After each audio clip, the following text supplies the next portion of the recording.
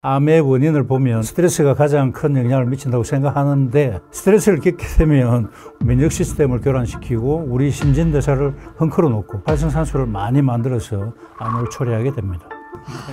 부위마다 다 다르죠. 장기마다. 아프면 오히려 암이 아니고 염증일 가능성이 있습니다. 그래서 아프지 않고 딱딱하다 그러면 암일 가능성이 높습니다.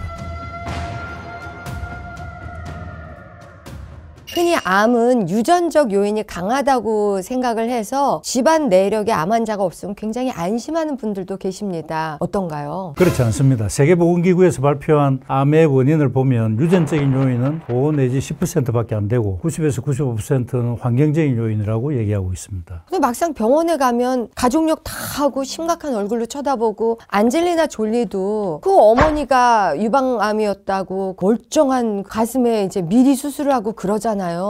우리 현실과 이런 통계는 또 다른 것 같아요. 관점에 따라서 다를 수가 있는데, 후성유전학이라고 하는 분야도 있습니다. 그렇게 유전자를 타고났지만 내가 후천적으로 어떤 노력을 하는가에 따라서 그 유전자가 작동되지 않게 만들 수가 있다는 게 후성유전학입니다. 그리고 안젤리나 졸리가 브라카 유전자가 있지만 유방 자르고 난소도 드러내고 했지만, 그렇게 하지 않고 채식을 하고 적절한 운동을 하고 이랬다면 유방암 발생률은 거의 비슷하다고 발표되어져 있습니다. 유전적 요인이 5에서 10%밖에 안 되고 환경적인 요인이 중요하다 하셨는데, 그럼 환경적인 요인은 어떤 걸 들 수 있을까요? 그 WHO에서 이야기하기로는 1위는 잘못된 먹거리가 30에서 35%고 2위는 흡연입니다.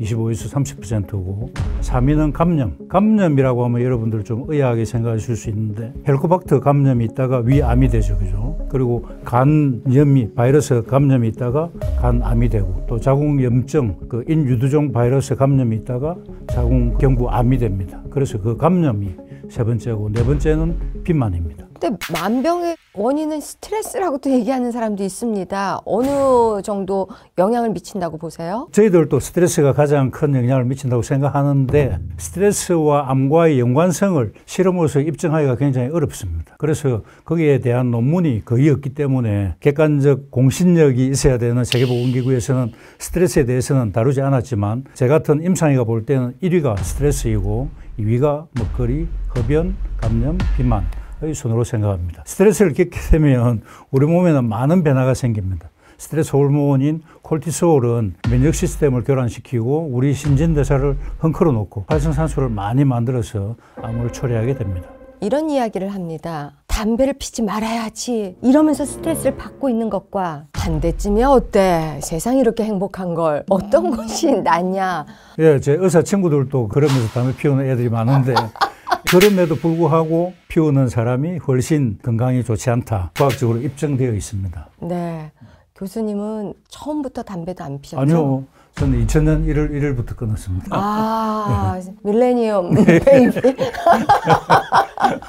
그래서 한 번도 암에 안 걸리신 거죠? 암은 안 걸렸습니다만은 제가 중간에 암 유전자 검사를 해봤었는데, 그때 암 유전자가 10개가 나왔어요. 그 전까지는 저도 고기 잘 먹고 뭐 술도 많이 마시고 했었는데, 그때부터 아뜨거라 해가지고 굉장히 이제 이 자연요법을 열심히 했고, 고기 생선 다 끊었고, 술, 담배 끊고, 다시 검사를 해보니까 암 유전자가 싹 다 없어졌어요. 네. 고기 생선을 끊고 그럼 두부만 드세요? 두부도 거의 안 먹습니다. 그럼 어떤 식으로 단백질을? 현미밥에 가장 단백질이 많고, 예. 네. 채소에도 단백질이 많은 음식이 굉장히 많습니다. 그럼 거의 채식주의자시군요. 채식주의자는 아닙니다. 그걸 이제 전문 용어로 플렉시테리언이라고 하는데. 아, 예. 이랬다 저랬다 하는 예, 이랬다 사람들. 저랬다. 예. 제 혼자 있을 때는 채식을 하고, 이제 모임에 가면 고기도 먹고, 예, 그런 플렉시테리언입니다.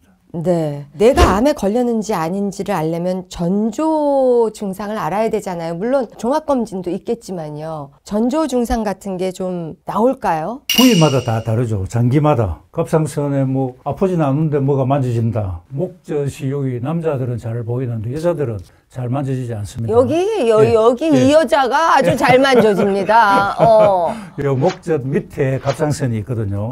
그래서 양쪽으로 나비 모양으로 있는데, 갑상선 여기에 눈에 띄는 혹이 있다든지 뭐가 딱딱하게 만져진다면 암일 가능성이 굉장히 높습니다. 아프다. 아프면 오히려 암이 아니고 염증일 가능성이 있습니다. 그래서 아프지 않고 딱딱하다. 그러면 암일 가능성이 높습니다. 그리고 만일에 폐암이다. 그러면 기침은 계속 하겠죠. 한 달 이상 지속되는 기침이 있다면 반드시 폐암 검사를 해보시기 바랍니다. 그리고 대장암이라면 대변에 갑자기 피가 섞여 나온다든가 치질이 아닌데도, 그리고 세사가 나왔다, 뭐 변비가 나왔다, 자꾸 변경되든지, 아니면 정상변을 잘 보다가 갑자기 대변이 가늘어졌다든지 이 증상이 지속된다면 대장암을 의심하셔야 됩니다. 위염도 소화가 안 되고 소화불량이 지속되고 뭐 단순 위염 증상과 거의 비슷하기 때문에 전조 증상으로 의심하시기 어려운데, 위염 치료를 장기간 하는데도 증상이 지속된다면 반드시 위내시경 검사를 해보셔야 됩니다. 마지막으로 유방암은 유방에서 딱딱한 혹이 만져지거나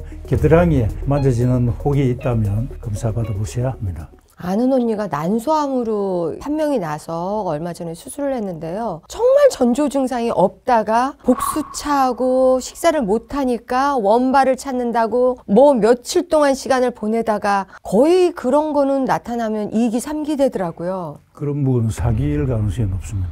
복수가 찼다는 말은 난소에서 이제 복강으로 전이가 됐다는 말이거든요. 네, 전이 됐어요. 사기입니다. 예. 아니 그러면 전조 증상도 없다가 너무 늦게 하는데 이거 뭐 어떻게 해야 되나 싶어요. 검진에서도 잘 안 나오는 것들이 있나 봐요.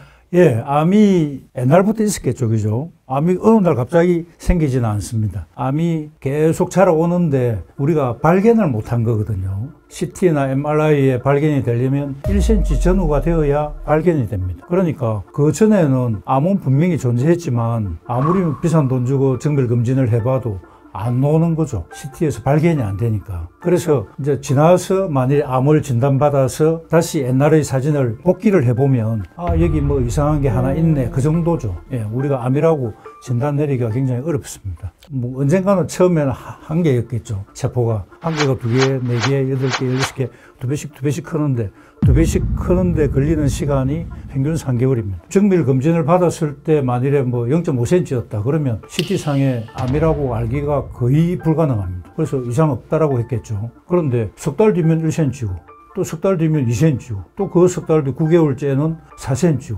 1년 뒤에는 8cm죠. 굉장히 큽니다. 불과 1년 만에 그렇게 암이 돼버리죠.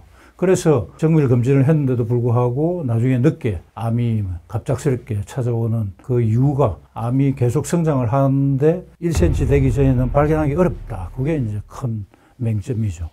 저는 0.4cm였습니다. 예, 갑상선은 예외입니다. 갑상선하고 위암은 예외입니다. 위암은 또 내시경으로 직접 보니까 그거보다 더 작을 때도 발견되고. 그럼 대장도 내시경으로 보잖아요. 아, 그런데 굉장히 어렵습니다. 대장은 아무리 자기가 대장청결 요법을 하더라도 잡티들이 많이 있기 때문에 깨끗하게 발견하기가 어려운데, 갑상선은 바로 눈으로 볼 수 있고 초음파로도 확인할 수 있고 이러니까 조기 발견할 수 있지만 일반적인 암들은 1cm 되기 전에는 발견하기가 굉장히 어렵습니다. 착한 암, 뭐 거북이 암이라고 하는데 뭐 그 정도는 있어도 되는데 너무 의학이 발전해서 너무 작은 암까지 발견하고 있다라는 의견도 있어요. 맞습니다. 예. 갑상선 암이 발견되었을 때 가만히 둔 경우와 수술을 했을 경우에 10년 생존율 비교했는데 똑같아요. 예. 그래서 너무 빨리 발견할 필요는 없다. 주변에서 이런 얘기예요. 하루에도 많은 암세포에 우리가 노출이 되는데 내 면역이나 내 상황에 따라서 그 암이 정착해서 클 수도 있고 못 이겨서 나갈 수도 있다. 그게 맞을까요? 예, 그렇죠. 모든 사람들이 하루에 수천 개의 암세포가 생기고 있습니다. 그렇지만 우리의 면역 시스템이 잘 작동을 해가지고 이걸 다 처리를 해주니까 암 환자가 되지 않는데, 면역 시스템에 문제가 있다면 암은 계속 자라게 되겠죠. 그죠? 그래서 아까 말씀드린 것처럼 1cm쯤 됐을 때 우리가 진단을 하게 되지만 사실은 암은 그 전부터 몇 년간 계속 자라온 거죠. 암이 걸려도 젊은 사람들이 회복도 빠를 수도 있지만 암이 막 부쩍부쩍 크더라고요. 맞습니다. 예. 젊은 사람들은 신진대사가 굉장히 빠르기 때문에 병의 진행도 또 빠릅니다. 회복력도 좋겠지만 병의 악화 속도도 굉장히 빠릅니다. 그러면 어떻게 좀 조언을 해 주십시오. 젊은 애들이 막 자기 먹고 싶은 대로 무섭게 먹어요. 암세포가 계속 조금씩 자라고 있는데 계속해서 그런 편의점 음식이라든가 배달 음식을 자꾸 먹는다면 키우는 꼴이 되잖아요. 그렇습니다. 요즘에는 젊은 사람들의 암 발생률이 굉장히 증가했어요. 특히 유방암만 하더라도 미국의 유방암 평균 나이는 60대예요. 우리나라는 40대, 50대 초반 그 인구가 더 많습니다. 60대보다. 그래서 이렇게 입맛 땡기는 대로 드시거나 내가 자고 싶을 때 막 자고 이런 생활은 정신을 차려야 되겠네요. 그렇습니다. 국민 계몽 운동을 좀 해야 되는데 굉장히 어렵죠. 미국 같은 나라도 건강에 굉장히 신경을 많이 쓰고 하는데도 불구하고 미국도 대표적인 축산국가, 낙농국가잖아요. 그래서 정부에서 그런 계몽 활동을 못 합니다. 미국에서 발표한 단백질 섭취 통계량을 딱 보시면 체중당 1에서 2.5g 이렇게 돼 있습니다. 2.5g 같으면 굉장히 많습니다. 그런데 1부터예요. 1부터 2.5까지예요. 그러면 보는 사람에 따라서 2.5g 먹어야 되구나, 고기 많이 먹어야 되겠네 생각하는 사람도 있지만 저희 같은 사람은 1g. 미국도 1이구나, 미국도 1, 예. 적게 먹으라 하구나. 그 통계를 잘 읽으셔야 돼요.